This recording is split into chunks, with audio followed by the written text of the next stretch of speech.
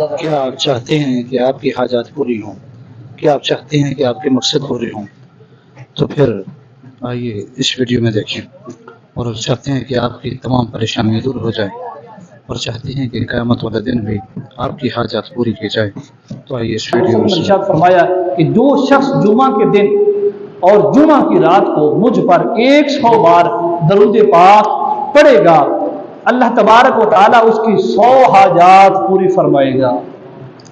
الحمدللہ ہر جمعرات کو بعد نماز عشاء جو رات گزری ہے تو یہ جمعہ کی رات ہوتی ہے، جمعرات اور جمعہ کی درمیانی شب یہ جمعہ کی رات ہوتی ہے۔ تو الحمدللہ پچھلے کئی دنوں سے، کئی ماہ سے یہ درود پاک کی محفل، ذکر کی محفل ہر جمعرات کو بعد نماز عشاء اسی مسجد میں جاری و ساری ہے۔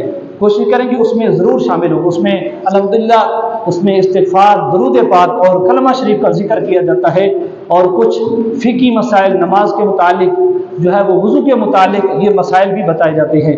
تو میرے آقا کیا فرماتے ہیں، جو جمعہ کی رات 100 بار درود پاک پڑھے گا، رب تعالیٰ اس کی 100 حاجات پوری فرما دے گا۔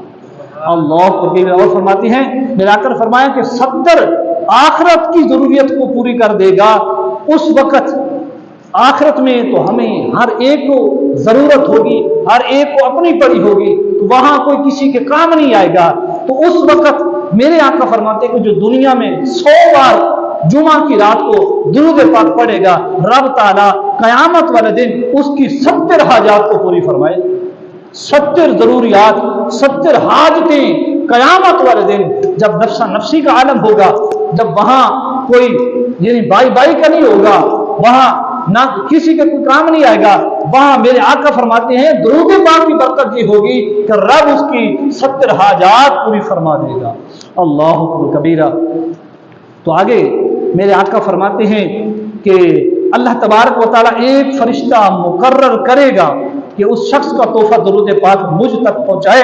یہ تحفہ اسی طرح پیش کیا جائے گا جس طرح تمہارے احباب تمہیں تشتریوں میں رکھ کر اپنے تحائف پیش کرتے ہیں، جیسے ہم ایک دوسرے کو تحفے دیتے ہیں۔ تو میرے آقا فرماتے تمہارا یہ درود پاک میری بارگاہ میں ایسے پیش کیا جاتا ہے تو یہ تحفہ صحیفہ بیضاء میں لپٹے ہوتا ہے، اور اس درود پاک پڑھنے والے کا نام فلاں ابن فلاں مرقوم ہوگا، اور یہ صحیفہ قیامت تک میرے پاس رہے گا۔ وہ شخص کتنا خوش نصیب ہے کہ جو یہاں بیٹھ کر، اپنے گھر میں بیٹھ کر، کسی جگہ بیٹھ کر وہ درود پاک کے قدرے، وہ درود پاک کے تحفے درود پاک پڑھ کر حضور کی بارگاہ میں پیش کرتا ہے۔ وہ اپنے گھر میں بیٹھا درود پڑھ رہا ہے، اس کا اور اس کے باپ کا نام، اس کے والد کا نام حضور کی بارگاہ میں لیا جا رہا ہے۔